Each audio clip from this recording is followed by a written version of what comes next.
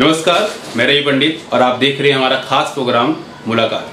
आज हमारे साथ में एक ऐसी शख्सियत है जिन्होंने हिंदू समाज और ब्राह्मण के समाज के लोगों को जागरूक करने के लिए एक अभियान चलाया है। उस अभियान में उनका कहना है कि जो ब्राह्मण हैं वो सो चुके हैं, उनको जगाना होगा।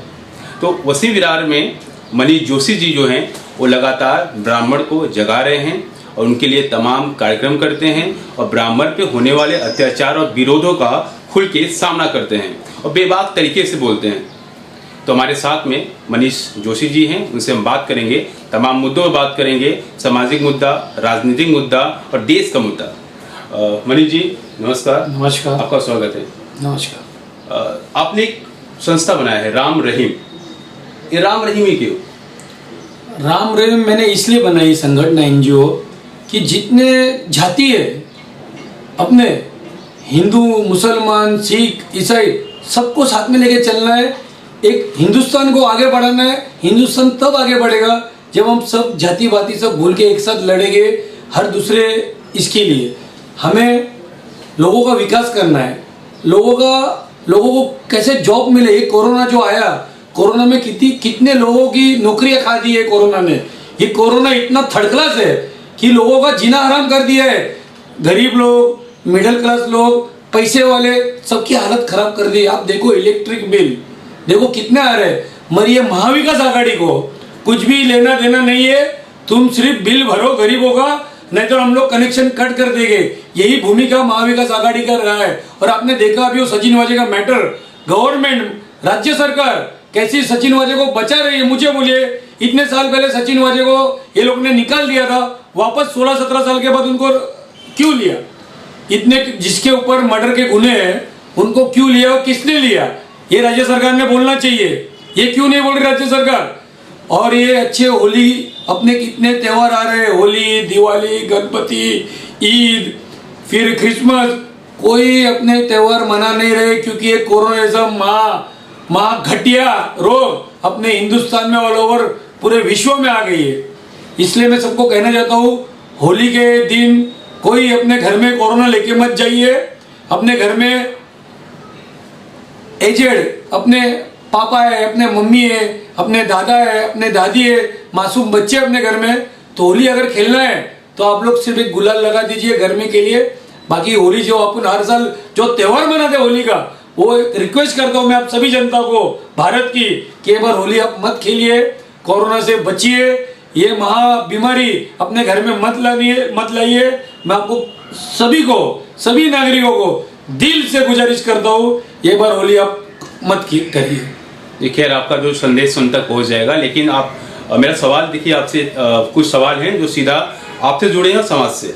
ओके। आपका जो तरीका है काम करने का, आपको ऐसा क्यों लगता है कि ब्राह्मण कमजोर है, बाकी और भी जाति हैं जिन पे आप ध्यान नहीं दे रहे, सिर्फ ब्राह्मण ही क्यों ब्राह्मण सोया हुआ है या ब्राह्मण को आप जगाने की कोशिश कर रहे हैं, वजह क्या है? नहीं, मैं सभी जाति पाति को लेके जाने वाला मनीष जोशी हूँ। इसलिए मेरी राम रहीम एकता मंच है। मैं जात में मैं ब्राह्मण हूँ, मेरा जन्म ब्राह्मण जात में हुआ है, इसलिए उस जात के लिए मुझे कुछ प्रेम है यहाँ पे। तो प्रेम के लिए मैं देख रहा हूँ कि जब ब्राह्मण एकत्र संगठित नहीं हो रहे, एक दूसरे के पैर खींच रहे, जो आदमी बड़ा हुआ उसके पैर खींच रहे। दूसरी जातियों में ऐसा नहीं है। दूसरी जातियों में एक दूसरे को सपोर्ट करते हैं। तो मैं ब्राह्मण सेना के माध्यम से ही करना चाहता हूँ कि जिसको समस्या है ब्राह्मण लोगों को, उनको मैं वो समस्या का कुछ विषय सॉल्व करके दूँ, उनको सपोर्ट दूँ और जाति को थोड़ा मैं जागरूक करूँ, क्योंकि मेरा जन्म ब्राह्मण जात में। और रही दूसरी जाति की बात, दूसरी जाति से भी मेरे उतनी, आज मेरे राम रहीम एकता मंच के जो अध्यक्ष है, पालघर जिला अध्यक्ष, वो कैथलिक है। मैं किसी जाति में सब जाति को लेके चलने वाला मनीष जोशी हूँ। मुझे ऐसा कुछ नहीं, मगर एक ब्राह्मण होने के लिए, एक ब्राह्मण समाज के लिए कुछ करने के लिए मेरे में जागरूक हुआ हूँ मैं। और ये जागरूक होके मैं समाज के लिए कुछ अच्छा काम करूंगा। समाज के जो युवा लोग हैं, दूसरी जाति के, सब जाति के जो युवा है, वो युवा को कैसे आगे बढ़ाया जाए, वो युवा को कैसे नौकरी मिली जाए, युवा को कहाँ सपोर्ट चाहिए आधी रात को, वो सपोर्ट में दे के युवा जो युवा है उसका विकास करना चाहता हूँ मैं। आपके विरोधी कहते हैं कि आप युवाओं को आक्रामित बना रहे हैं, उनको आप आक्रमण करने के लिए प्रोत्साहित कर रहे हैं। कौन करते हैं? आप जो हिंदू समाज के लोग हैं, हाँ। आप उनको आक्रमण करने के लिए तैयार कर रहे हैं कि जहाँ पे गलत वहां पे खड़े हो जाओ, नहीं गलत और रहे, आक्रमण करो, वार करो, आप गलत रहे, वार करो, क्या सही है? गलत रहेगा तो कृष्ण जो भगवान जो उतरे ना, उन्होंने भी जो सच्चाई की बाजू ली थी, भगवान होते भी उसने जो इंसाफ किया उन्होंने, जो कृष्ण भगवान जो उतरे और अर्जुन की साइड क्यों ली कृष्ण भगवान ने? क्योंकि वहां पे दुर्योधन गलत था, तो यहाँ पे जो गलत है उसका सामना करना चाहिए, और वो सही आदमी के लिए जो भी मुझे करना पड़े वो मैं करूंगा, और युवाओं को मैं जागरूक करूंगा। कानून है, प्रशासन है, तो क्या आप कानून प्रशासन को नहीं मानते? कानून को तो मैं पहले मानता हूँ, मगर कानून आने तक अपनी खुद की तो सिक्योरिटी करना पड़ेगा ना। कानून आता है, कानून जब लेट आ जाएगा, कभी जल्दी आता है कभी लेट आता है, जब लेट आएगा तो अपनी खुद की रक्षा खुद तो करना ही चाहिए ना। इसलिए मैं लोगों को ताकत क्यों दे रहा हूँ, खुद की रक्षा खुद करो। जी, मतलब आपका संदेश है खुद की रक्षा खुद करो। मनीष जी, आप राजनीतिक पार्टी से जुड़े हैं और स्थानीय जो पार्टी है बहुजन विकास अघाड़ी, आप उनसे जुड़ चुके हैं। एक वक्त था जब उनके आप विरोध में थे, आज आप उनके साथ में हैं। ये राजनीति कुछ समझ में नहीं आ रही, इसको समझाएंगे आप? जब मैं उनके साथी था पहले से, जब मेरा मंदिर का जो विषय हुआ, मेरा जो मंदिर टूटा विरार ईस्ट में साहब मंदिर का, तब मैं उनको विरोध में गया था। मगर वो जब विरोध कब खत्म हो गया, जब मंदिर बन गया, उन्होंने हमें सपोर्ट भी दिया। मंदिर लास्ट में मंदिर बनाने के लिए क्या चाहिए सब हितेंद्र जी ठाकुर ने बोले, क्षितिज जी ठाकुर ने बोले, राजू जी पाटिल ने बोले कि जो चाहिए हमारी मदद ले। हमने मंदिर नहीं तोड़ा। जब मुझे समझ में आ गया कि मंदिर ये लोग ने नहीं तोड़ा है, प्रशासन ने तोड़ा है, तब मैं उनके बाजू में खड़ा हो गया। बाद में आई विधानसभा में प्रदीप जी शर्मा जी अच्छे व्यक्ति है, मगर वो बाहर के व्यक्ति है। बाहर के व्यक्ति को हम लोग हमारे यहाँ लोकल में ले गए नहीं, तो हम सब लोकल ताकत एकत्रित संगठित हो गए, हमने प्रदीप शर्मा को हराया, शिवसेना को हराया। मतलब आपकी लड़ाई एक सोच से है और किसी पार्टी से नहीं है? मेरी लड़ाई मैं आपको पहले बताया, जो गलत है वो कोई भी रहे, कोई भी पार्टी रहे या कोई भी इंसान रहे या भगवान रहे, गलत है तो उसके सामने मनीष जोशी खड़ा रहेगा। कुछ लोगों का कहना है कि अभी इलेक्शन आने वाला है कॉर्पोरेशन का, उसमें विराट मांग लगेगा, तो आप उसमें खड़े होने वाले हैं? क्या आप नगर सेवक बनना चाहते हैं या फिर नहीं? जो उम्मीदवारी लिए आप खड़े होंगे? जो मेरे पार्टी के जो मुखिया है, सम्मान्य हितेंद्र जी ठाकुर, सम्मान्य राजू जी पाटिल, सम्मान्य हितेंद्र जी ठाकुर, सम्मान्य उमेश जी नाइक, सम्मान्य रूपेश जी जाधव, जो भी हमारे सीनियर है, हमारे जो बड़े नेता है, वो जो बोलेगा वो मैं करूंगा। क्योंकि मैं अभी पार्टी के साथ जुड़ा हुआ हूँ, तो पार्टी के जो प्रोटोकॉल रहते हैं, जो वरिष्ठ का जो प्रोटोकॉल रहता है, वो मुझे पालना पड़ेगा। अगर पार्टी मुझे जिम्मेदारी देगी कि मनीष जितने वार्ड है वहाँ पे तो सब नगर सेवक के पीछे खड़ा रहे, तो मैं हर नगर सेवक के पीछे खड़ा रहूंगा। और उनके लिए जितने 100 मेरा टारगेट है 110 के ऊपर का, कि 110 के ऊपर टारगेट में बहुजन विकास आएगी और 100% जीत के आएगी। जी, आपसे मेरा आखिरी 2 सवाल था कि पहला सवाल ये था कि अगर आप नगर सेवक के लिए खड़ा होना चाहेंगे तो कौन सा वार्ड है जिसका आप जिम्मेदारी लेना चाहेंगे? मनीष जोशी को वसई विरार महानगर में कहाँ पे भी खड़ेगा तो मनीष जोशी जीत के आएगा। उसको कोई वार्ड की जरूरत नहीं है, कोई भी वार्ड में मनीष जोशी को खड़ा कर दिया तो जीत के आएगा।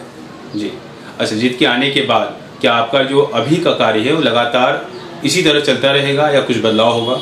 नहीं, कुछ भी बदलाव नहीं। अन्याय के विरुद्ध लड़ना मनीष जोशी है ही, और ताकत से आगे काम करेगा। किसी भी गोर गरीब या किसी भी जनता को जब महानगर पालिका में प्रॉब्लम होगी, पुलिस स्टेशन में प्रॉब्लम होगी, हॉस्पिटल में प्रॉब्लम होगी, स्कूलों में प्रॉब्लम होगी, इलेक्ट्रिक का प्रॉब्लम है, कि मनीष जोशी पहले आपको खड़ा मिलने ही वाला है।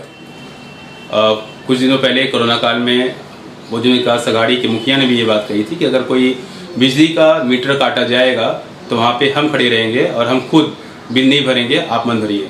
हजारों मीटर काटे गए। वो अप्पा ने नहीं काटे, हजारों मीटर नहीं, वो बोलते ना, वो राज्य सरकार ने काटे। सुनो मेरी बात, वो राज्य सरकार ने काटे, तो ये प्रश्न राज्य सरकार को पूछना चाहिए, हितेंद्र जी ठाकुर को नहीं पूछना चाहिए। उन्होंने बोला, उन्होंने प्रयत्न किया, कितने जन के लिए कितने नगर सेवक गए भी, मगर जो राज्य सरकार के जो नियम है कि इतना पैसा भरो ना काटा, नियम के आगे तो देखो किसका भी, सीएम का भी नहीं चलता है, नहीं पीएम का चलता है, जो कायदा बोलता है वही चलता है। तो इसमें हितेंद्र ठाकुर जी गलती नहीं, इसमें राज्य सरकार की गलती है। हितेंद्र जी ठाकुर ने बहुत जन को सपोर्ट किया है।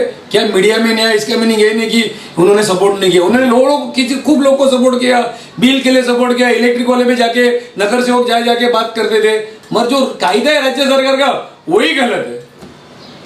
फिलहाल अभी कोरोना के जो संक्रमित थे बढ़ते जा रहे हैं, तो आप पालघर वासियों को क्या संदेश देना चाहेंगे?